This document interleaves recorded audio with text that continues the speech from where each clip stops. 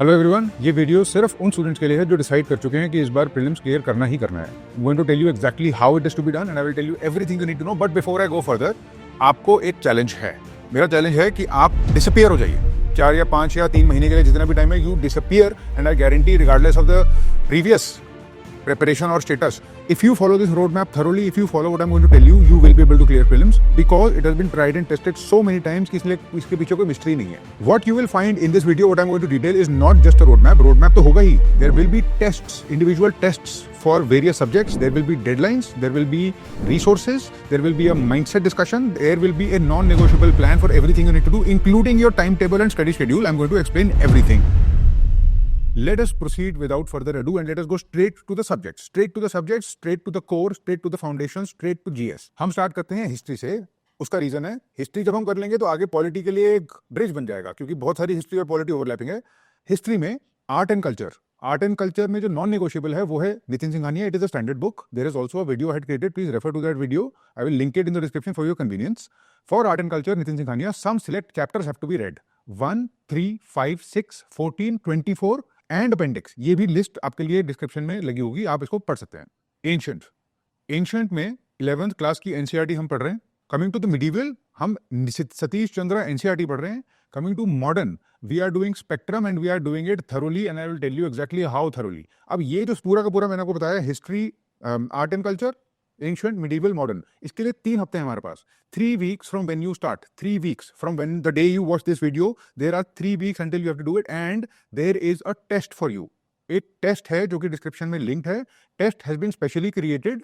Test में इन्हीं sources से क्वेश्चंस हैं। There are 50 questions in that test. आपका गोल है कि 3 हफ्ते में इनको, इस कंटेंट को इतनी बारी पढ़ लिया जाए कि कोई नींद में भी क्वेश्चन पूछे तो आपको याद होना चाहिए। I am talking about repetition, memorization and I am talking about this thoroughness and this insanely repetitive practice, ताकि कुछ छूटे ही नहीं, क्योंकि ये है नॉन नेगोशिएबल। मैंने आपको बताया उस टेस्ट में से आपको अटेम्प्ट करना है। After 3 weeks you get 1 attempt at that test and you have to score above 70%। अगर आपने उस टेस्ट में 70% से ऊपर स्कोर कर दिया with negative marking and everything, इसका मतलब आपका ये स्टैटिक पोर्शन हिस्ट्री का तैयार है। इसको साइड करते हैं।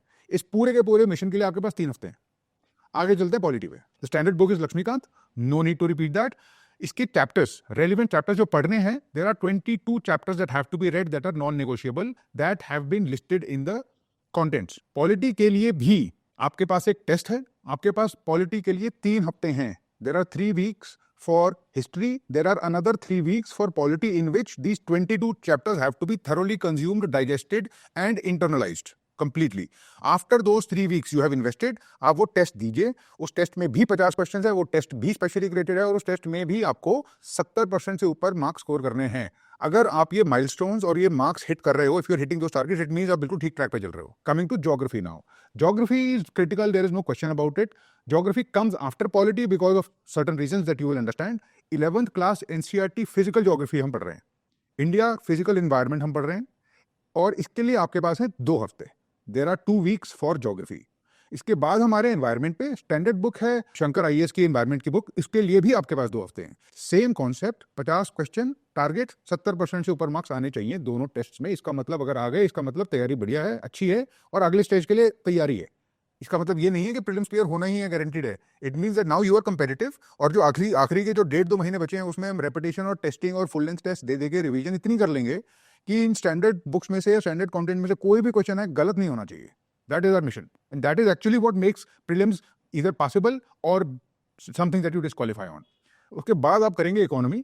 इकोनॉमिक्स में आपके पास 2 हफ्ते रहेंगे। Ramesh Singh is the standard book. आपके पास जो भी सोर्सेज हैं आप उसको यूज करिए, आपके करंट अफेयर्स के साथ सप्लीमेंट करिए। Everything you can do in 2 weeks से ज़्यादा इकोनॉमिक्स को नहीं देने की जरूरत पड़ेगी। उसके लिए भी there will be a test and the target is same 70% marks. The test, all the test I have mentioned are linked in the description. Moving to CSAT, CSAT is critical. CSAT में हम risk नहीं लेंगे। CSAT की strategy थोड़ी सी different रहेगी। हम CSAT को dedicated weeks नहीं दे रहे हैं, हम सीसैट को वीकेंड्स दे रहे हैं। हम सीसैट और करंट अफेयर्स को वीकेंड्स दे रहे हैं। इसका मतलब अभी से जब भी आप ये वीडियो देखते हैं, जब भी आपका प्रीलिम का रनअप स्टार्ट होता है, जब भी आप मेंटली प्रिपेयर्ड होते हैं, जो कि आपको हो जाना चाहिए because there is absolutely no time to waste, आपको करंट अफेयर्स और सीसैट वीकेंड्स पे साथ में चलाने हैं। So these are never ending, constantly going. This is happening on every weekend. हर वीकेंड कम से कम 4 या 5 घंटे मैं चाहता हूं कि आप दो सीसैट को, कम से कम 4 या 5 हफ्ते आप दो करंट अफेयर्स को। बस इससे ज्यादा, बहुत ज्यादा ओवरआर्चिंग गोल या ओवरवेलमिंग गोल आपको वीकेंड पे नहीं रखना है अपने लिए, क्योंकि वो ओवरआर्चिंग गोल्स कभी अचीव नहीं होते। अचीवेबल होना चाहिए, चैलेंजिंग होना चाहिए और बिल्कुल रेलिवेंट होना चाहिए। अब क्वेश्चन ये है कि where will you prepare from. Current affairs में बहुत कम लोग होते हैं जो पूरी पूरी अखबार की तैयारी करके आते हैं और सारा साल अखबार पढ़ते हैं। Just doesn't happen for most people, it is not feasible. आप कोई भी कंपाइलेशन ले लो, you take the compilation of your choice and you read it on the weekends and you keep consuming it little by little by little. For CSAT के लिए कुछ special resources मैंने आपके लिए इंक्लूड करे हैं इस वीडियो में। CSAT के लिए I think the best person जिस पे मुझे बिल्कुल ब्लाइंड फेथ है is my own student and mentee who is योगी, और योगेंद्र मीना। अब योगी हैज is an IITian सबसे पहले तो, उसके बाद he had math optional subject, he changed math optional subject, he cleared the UPSC exam last year, he got IPS this year again, he is about to clear the exam because he's been called for the interview। तो उसकी math और उसकी जो math की skill और teaching is very very thorough, उससे बढ़िया कोई नहीं है CSAT के लिए मेरे हिसाब से, and I'm saying that with absolute objectivity। He has prepared 2 resources, one for CSAT math that is also linked in the description, free है सब कुछ, आप सीधा डाउनलोड करके यूज कर लो उसको। The other is comprehension, English comprehension। अब English comprehension में उसने बहुत यूनिक सी स्ट्रेटेजी यूज की है और he has listed some keywords and some techniques and some tricks to be used। आपके लिए बहुत आसान हो जाएगा। For CSAT also, I have included a full length test for you, which is absolutely free of charge। You have to take that test and now we come to the main deadline। मैंने आपको अभी तक बताया इन a quick recap, मैंने आपको history का बताया, polity, economy, geography, environment. CSAT current affairs weekend पे चलेंगे, ये सब अलग अलग चलेंगे, इन सबका टाइमलाइन मैंने आपको बता दिया। अब इस सब चीज को, all of these things, all of those 7 tests, there are 7 tests, have to be completed before of March 2025 is your main mega deadline। By that time, I want you to have done, consumed, digested, internalized all these resources, scored above 70% in all the 7 tests। If you do that, you are on your way to clearing prelims। I'm telling you right now, I'm telling you from experience and I'm telling you from a lot of talking to many toppers, having done this thing myself and having so many people clear it year after year after year। हमारे पास लगभग 1.5 से थोड़ा सा ज्यादा बचता है क्योंकि 25 मई को एग्जाम होगा। हमको रिपीट पे वो कंटेंट कंज्यूम करना है जो हमने किया है।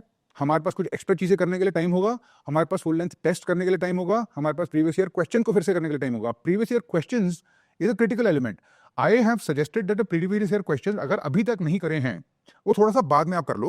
Once this static element is completely done, होगा क्या कि जब आप ये स्टैटिक सारे के सारे एरियाज कवर कर लोगे इन सब स्टैंडर्ड बुक से, तो मैं चाहता हूं कि आपके पास कुछ कंडेंस्ड नोट्स हों। इस कंडेंस्ड नोट्स के बारे में भी मैं आपको बताऊंगा। जितने भी टॉपर से मैंने बात करी है, हर किसी के पास हर एक चीज के कंडेंस्ड नोट्स हैं और वो उन्होंने बनाए हैं। This is nothing but encoding. देखो हो क्या रहा है कि जितने भी चैप्टर्स हैं वो उसका सरफेस एरिया रिड्यूस कर करके अपने खुद की लैंग्वेज में एनकोड कर करके उसको बहुत पतले से नोट्स में कंडेंस करते हैं। That is invariably almost everybody does it. कोई भी किताब को बार बार नहीं पढ़ता है, उसको नोट्स को बार बार रेफर करते हैं वो। तो आपके अगर नोट्स बन गए हैं तो बहुत अच्छी बात है, नहीं बने तो आप इस दौरान आप नोट्स को बना लीजिए।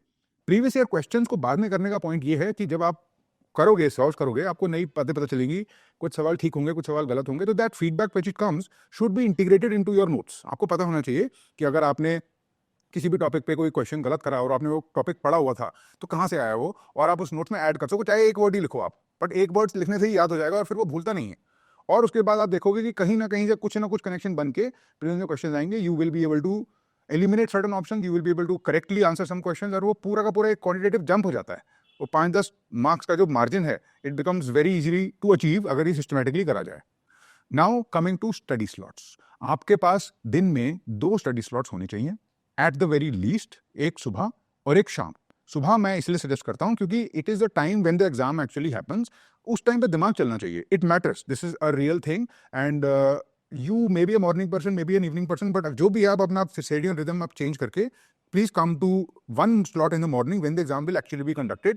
Do the difficult stuff in that morning slot, do the stuff which is hard to consume, do the stuff which is more data intensive, more condensed, more complex in the morning, do the rest of the stuff later in the evening, do stuff that you enjoy later in the evening।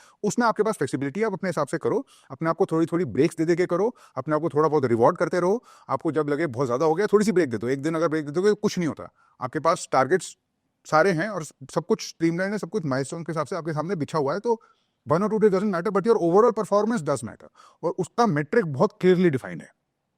Now coming to the last part, and this is the most important part, the mindset. And I am going to tell you very clearly and I am going to tell you without sugar coating, the mindset is of fear. जो लोग prelims को clear करते हैं या किसी भी competitive exam या किसी भी competitive avenue, whether that is sports or competitive exams, they are driven by fear, they are driven by fear of failure. हमको ये नहीं पता है कि हमारा कंपेरेटर कितना ज़्यादा पढ़ के आ रहा है, हमको ये नहीं पता वो कितनी मेहनत कर रहा है, हमको ये नहीं पता वो कितनी बार उसी चैप्टर को बार बार पढ़ के आ रहा है, हमको ये नहीं पता कि हम जब क्वेश्चन सामने आएगा तो वो गलत करेगा, हम गलत करेंगे, बट हमारा गलत नहीं होना चाहिए।